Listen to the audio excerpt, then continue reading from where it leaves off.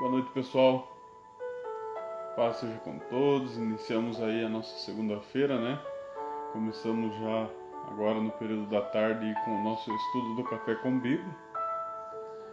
E hoje a gente vai trazer mais um assunto aí da Palavra de Deus para o seu coração.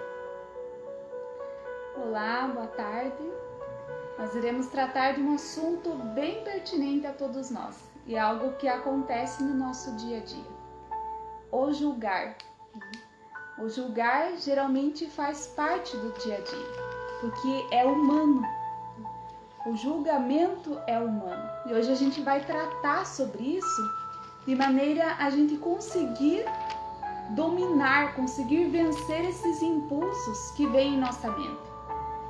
Eu gostaria de iniciar com um versículo, e diz lá em Mateus 7:1: Não julgueis para que não sejais julgados.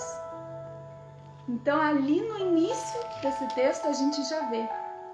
O problema de julgarmos é que da mesma maneira que nós julgamos com a mesma intensidade, nós seremos um dia julgados.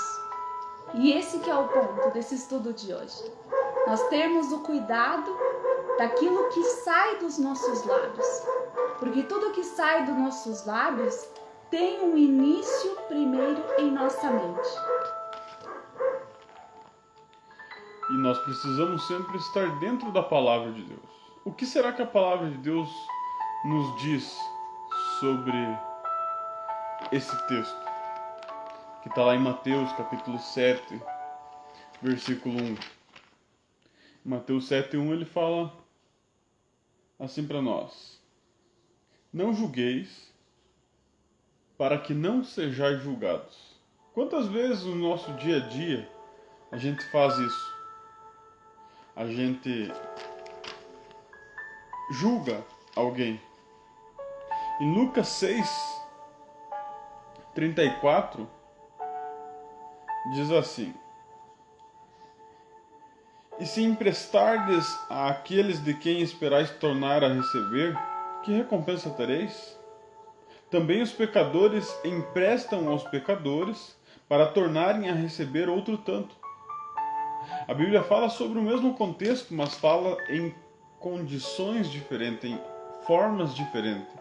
E a gente precisa entender que uma mente, ela revela todo o eu da pessoa. Ela nos mostra como estamos analisando o nosso próximo. Quando a Bíblia fala sobre nós, sobre o nosso próximo e sobre Deus. Deus sempre está ligado a nós e ao nosso próximo, porque isso reflete o mandamento. Lembra? Amarás o Senhor teu Deus com todo o teu coração e o próximo como a ti mesmo. Não é mais do que a ti mesmo, mas também não é menos do que a ti mesmo. Portanto, não julgueis para que não sejais julgados.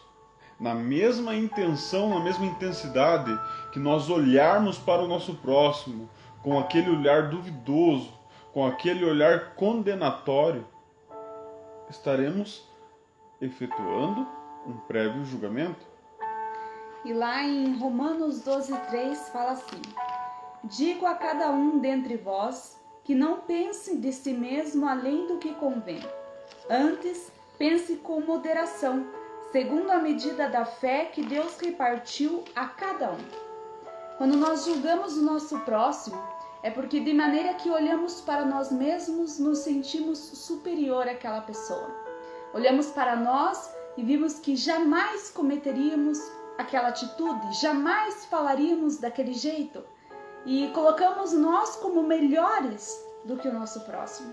E o Jonathan frisou muito bem, né? Quando nós realmente julgamos, nós deixamos de lado esse amor ao próximo, esse cuidado com o próximo.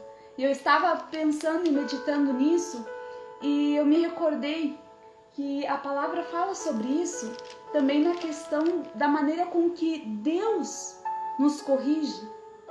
A maneira que julgamos, seremos julgados para nos corrigir, para que possamos ver, nós julgamos, estamos errados.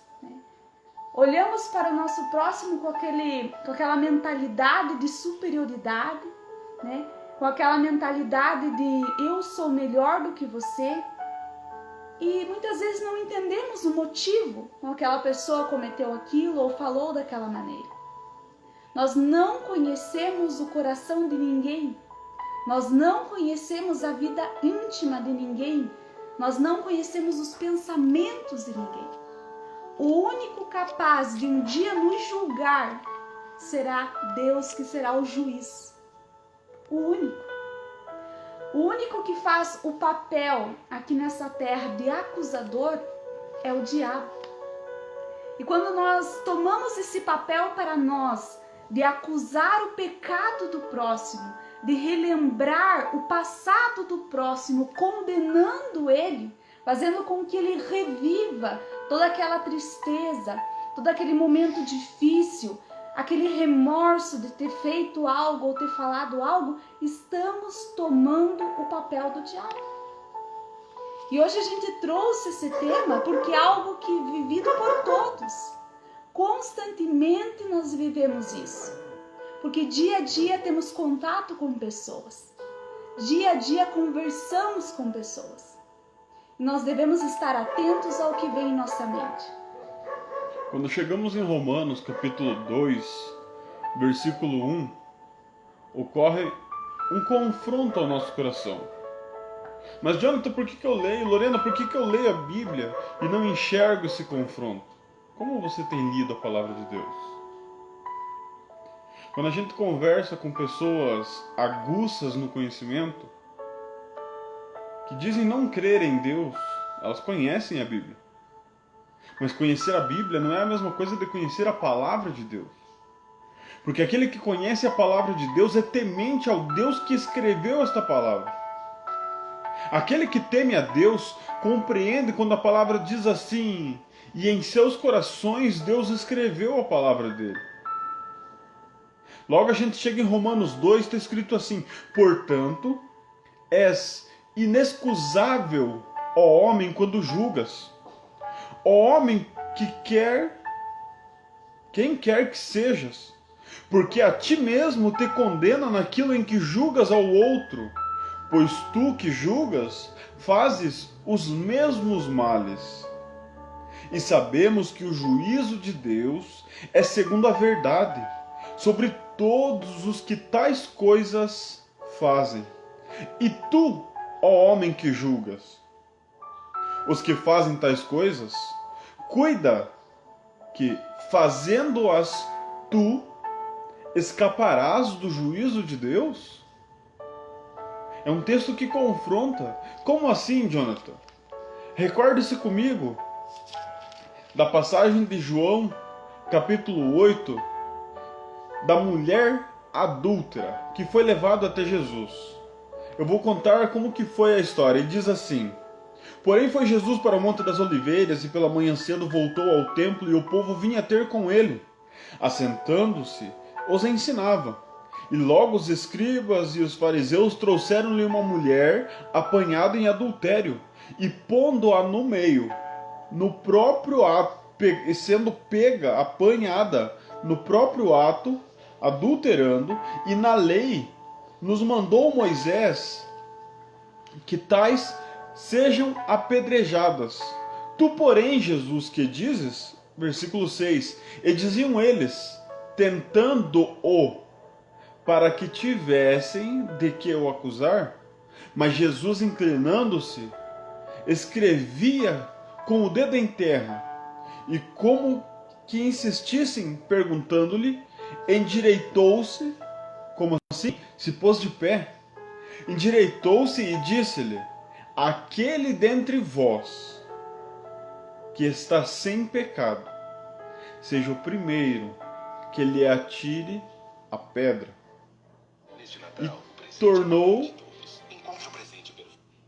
E tornou a inclinar-se e a escrever na terra. Agora observe o que eu falei aqui no versículo 3 de Romanos. Não estou pedindo para você acompanhar, eu quero que você ouça. Se você entender, reveja o estudo, porque ele fica gravado, a gente deixa postado ele. Reveja o estudo e procure a justiça de Deus na palavra, segundo o que estamos lendo. Aí o versículo 3 ele diz assim: E tu, ó homens, que julgas os que fazem tais coisas, cuidas que fazendo-os tu escaparás do juízo? Ele está falando daquele que julga, aquele que condena, aquele que encara o seu próximo e reconhece que ali tem erro e põe o dedo na ferida e diz: você é um pecador. Quando a Bíblia encara que todos nós somos falhos, errantes, pecadores, inconsequentes. A Bíblia diz que todos nós somos. Nesse contexto, a Bíblia diz assim no versículo 8 de João 8: E tornando-se a inclinar, escrevia em terra. E eles, quando ouviram isso, saíram a um, a começar pelos mais velhos, até aos últimos, e ficaram somente Jesus e a mulher que estava no meio. E endireitando-se Jesus, e não vendo ninguém, mais do que a mulher, disse: Mulher, onde estão os teus acusadores? Opa, pera lá. O que eu aprendo aqui? Eu aprendo aqui que todo aquele que julga é um acusador. E a Bíblia diz para mim que o diabo veio para roubar, matar e destruir. Um dos principais papéis dele para poder roubar, para poder matar e para poder destruir é acusar.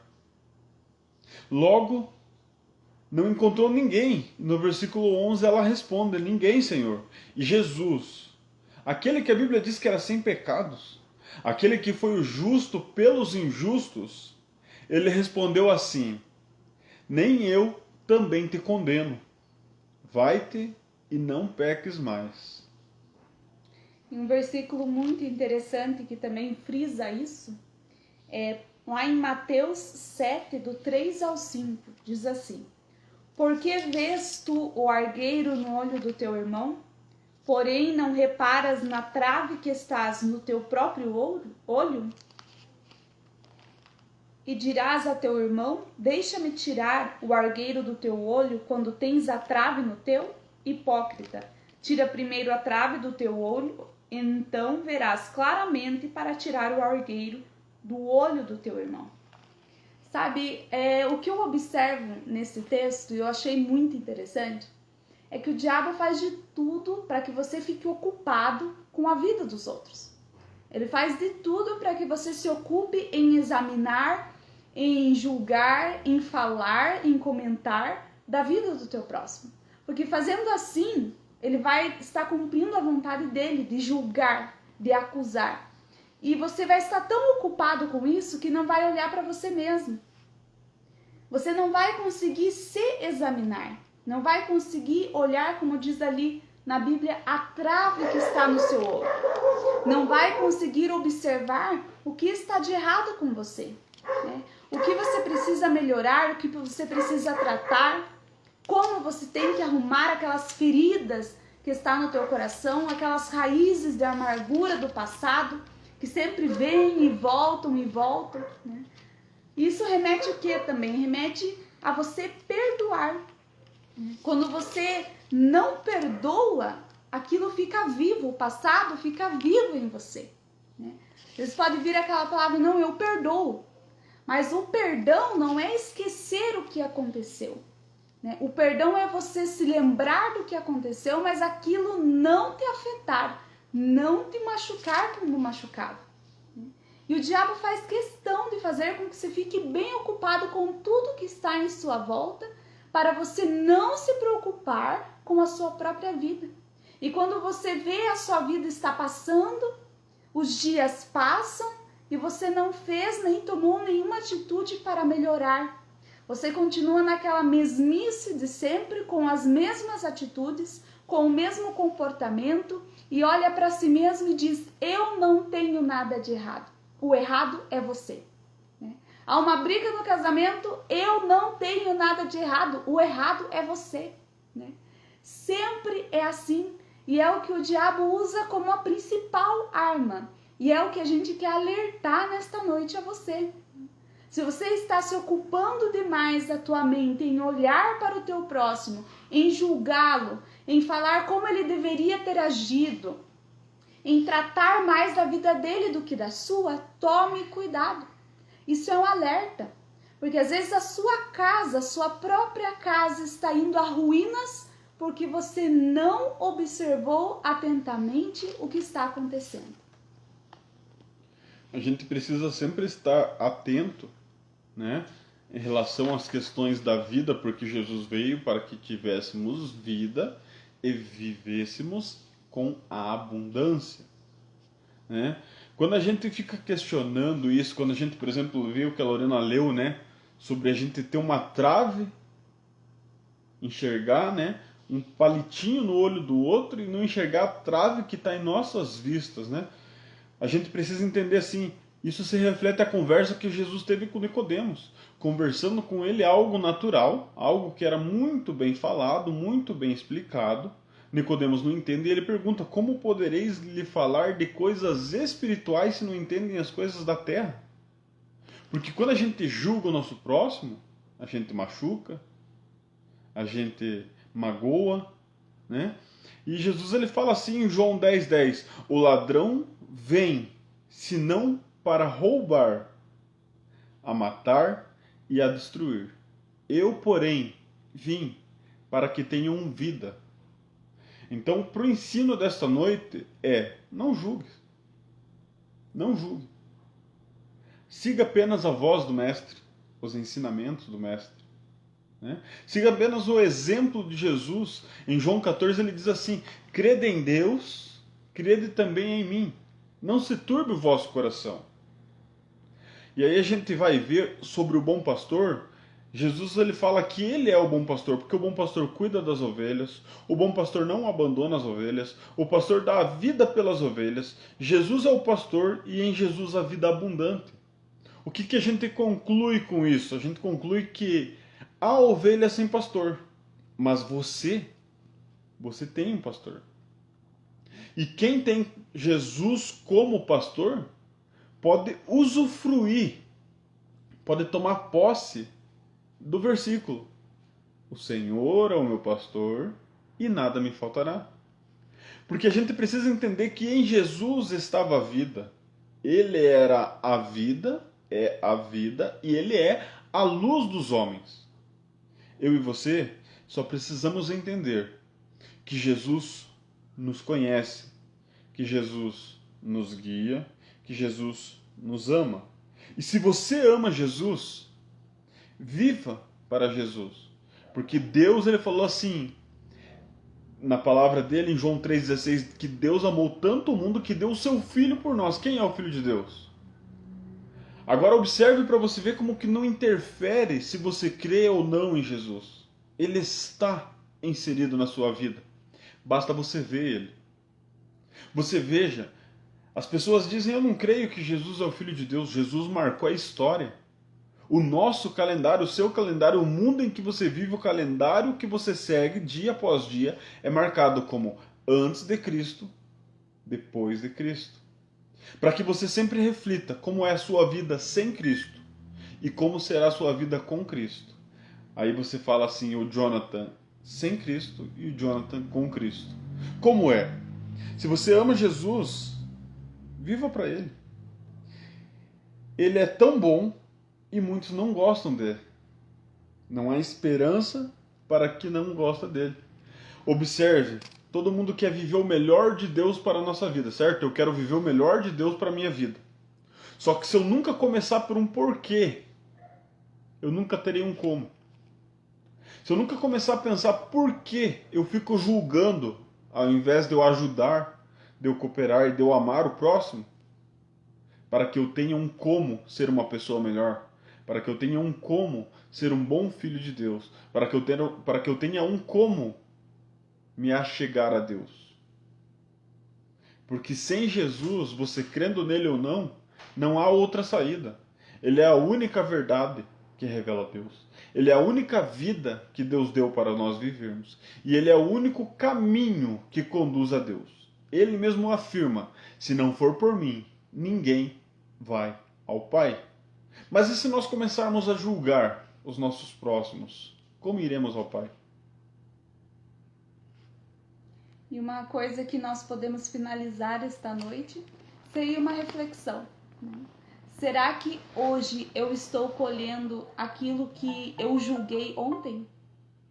Será que hoje eu estou vivendo aquilo que um dia eu semeei na vida do próximo, como julgando a ele ou falando dele, hoje estão cometendo a mesma coisa comigo? Então é um ato a se pensar. Ao invés de reclamarmos muitas vezes, por que está acontecendo isso comigo? Ou por que houve isso? Será que nós muitas vezes não plantamos no passado esse tipo de julgamento na vida do próximo? Será que não estamos colhendo? Então fica aí as nossas palavras, fica aí esse estudo sobre o julgamento como um alerta para todos nós, para estarmos sempre nos corrigindo, sempre atentos aos nossos pensamentos. E aquilo que está cheio o nosso coração, os nossos pensamentos, assim serão as nossas palavras. Então corte o seu julgamento desde lá da raiz, desde o princípio, né? Lá da sua mente já começa a trabalhar aí, não deixa com que chegue em seus lábios, porque a semente lançada não torna para si sem nenhum fruto. Então, para a gente encerrar o estudo desta noite, eu queria te lembrar, lembra? Tudo aquilo que o homem plantar, isso ele colherá. Se eu julgo, serei julgado. Se eu ajudo, serei ajudado. Se eu consolo, serei consolado. Se eu alegro alguém, serei feliz. Deu para entender? Plantio, plantar, quando a Bíblia diz tudo que o homem plantar, isso colherá, esse texto não é nada espiritual. Esse texto é natural. Natural. Tudo que o homem plantar. O que é tudo? Me explica a palavra tudo. Tudo é tudo. Tudo que você plantar, você vai colher. Você é responsável pela vida que tem. Deus amou tanto o mundo que deu o seu Filho para que todo aquele que nele crê não pereça, mas tenha vida eterna. Você está vivendo aí a sua vida conforme você tem plantado. Mas sempre há uma oportunidade para mudar. A Bíblia diz para nós em Colossenses 4:5, aproveitai todas as oportunidades. Lembra? Então aproveita a oportunidade. Se relaciona com Deus. A Lorena bem frisou aqui que a boca só fala do que o coração está cheio. Logo a gente pensa antes de falar. E a Bíblia diz, renoveis o vosso modo de pensar. Transformai-vos pelo modo de pensar. Tudo começa aqui. Por isso que a mente está totalmente ligada à forma de amar a Deus. Porque amarás ao Senhor teu Deus com toda a tua força, com todo o teu coração e com todo o teu entendimento. Primeiro você julga ser isso certo. Depois você segue. Ok? Tudo que o homem plantar, isso colherá. Tudo que você plantar, isso você vai colher. Eu gostaria de orar agora com você para a gente encerrar esse momento. Ok? Vamos orar? Vamos agradecer a Deus. Quem sabe você não teve momento ainda em que você parou, fechou os olhos e disse obrigado, meu Deus, por este dia. Obrigado pela minha família que está perto de mim. Obrigado pelo meu trabalho, obrigado pelo sustento. Obrigado por esta palavra que foi lida. Quem sabe eu não iria ter tempo de pegar a Bíblia. Ou muitas coisas acontecendo ali em minha frente, eu não ia lembrar de pegar na Bíblia para ler uma palavra. Mas vamos nesse momento agradecer a Deus, porque Deus prepara tudo para nós. Quem sabe você não teve tempo, não ia se lembrar de ler a Bíblia, mas aí você mexendo no Facebook, achou o estudo acontecendo aí e parou e deu um pouquinho de atenção e ouviu um pouquinho da palavra de Deus, né? Trazendo conhecimento ao teu coração, trazendo informação para você. Então, eu gostaria de te convidar, aonde você está, fecha o olho, vamos orar. Vamos agradecer a Deus. É uma oração breve, é rápido, né? Então, eu gostaria de orar junto com você. Senhor, meu Deus e meu Pai, eu te louvo e eu te agradeço por este momento, por esta oportunidade, ó Pai. E te peço que abençoe, que conforte, que toque o coração de todos aqueles que assistiram este vídeo, ó Deus, durante o momento do estudo, e também aqueles que posteriormente virão a assistir, ó Pai. Receberão porque alguém enviará. Pai, seja qual a forma que este vídeo chegar, ó meu Deus, ao coração das pessoas, Que a palavra que foi lida aqui cause luz, cause transformação, cause renovo, ó Pai. E todos nós tenhamos força de dizer para Ti, ó Deus, ajuda-nos a mudar a nossa forma de pensar, ajuda-nos a mudar a nossa forma de enxergar as coisas do dia a dia, ajuda-nos a controlar a nossa língua, ó Pai, de não julgarmos o nosso próximo, mas de amarmos a Ele, porque o nosso próximo também é Seu templo, é Sua morada, ó Deus. E sabemos que somos casa sua, e onde o Senhor habita, ali há renovo, Pai. Sabemos que onde há espaço para a vida que o Senhor quer que tenhamos, ali o Senhor pode operar esta vida, ó Deus. Então eu te peço, toca na vida de cada um, toca no coração de cada um destes, ó Pai, que parou neste momento para assistir o estudo, ó Pai, e que eles sejam abençoados, guardados, que eles sejam protegidos por Ti. Porque a tua palavra diz, aquele que teme ao Senhor, o Senhor envia anjos para que acampem ao seu redor. É em nome de Jesus que eu te peço neste momento e te agradeço. Amém. Que Deus abençoe muito a sua vida. Que Deus te guarde, que Deus te proteja. Amém? Até segunda-feira que vem. Estaremos aqui juntos, fazendo um breve estudo da palavra de Deus, trazendo conhecimento ao seu coração.